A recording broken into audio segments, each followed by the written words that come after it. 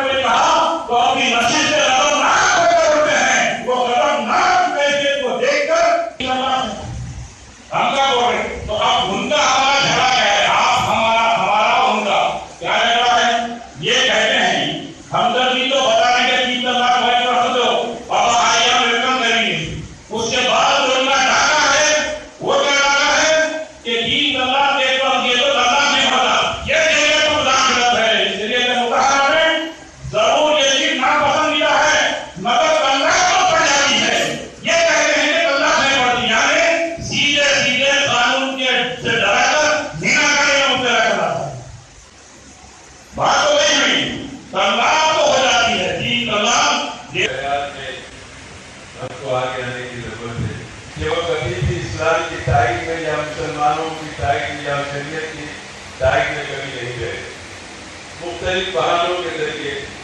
ہماری شریعت میں تبدیلی کی کوشش کرنا چاہتے ہیں، اور وہ شریعت جو کتاب سنت پر مشتمل ہے،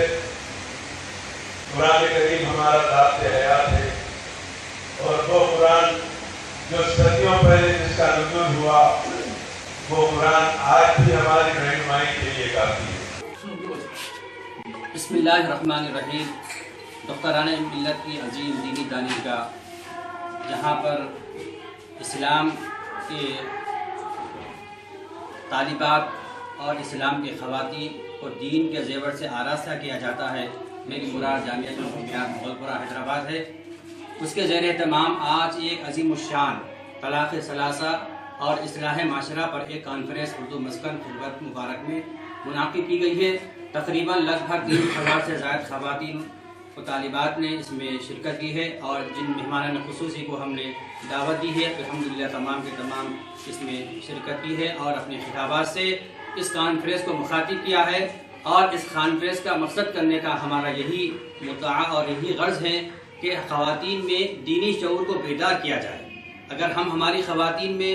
دینی شعور کو بیدار کرتے ہیں تو یقیناً یہ خاتون تعلیم یافتہ ہوتی ہے، یا یہ خاتون تربیت پاتی ہے تو یہ خاندان کو تعلیم یافتہ یا تربیت یافتہ کرنے کے مماثل ہے۔ اسی کے غرض کے پیش نظر 1991 میں مولانا مفتی ڈاکٹر حافظ محمد مستان علی قادری صاحب نے اس جامعہ کی داغ و بیل ڈالا ہے، اور الحمدللہ خون و جگر سے اس کو سیراب کر رہے ہیں، اور اسلام کے جو خواتین ہیں ان کو دینی تعلیم کے زیور سے اور ان کی تربیت کر رہے ہیں، اور ان کی اخلاقیات کو بہتر بنانے کے لیے ہر جگہ، ہر محلات میں، ہر شہر میں اور ہر دیہات میں اور ہر ریاست میں اس تعلیمی پروان کو چڑھانے کے لیے انہوں نے کمر بستہ ہو کر اپنے فارغات کو، معلمات کو، مفتیات کو، حفاظ کرام کو اور خاریات کو اس دین تعلیم کے زیور سے آراستہ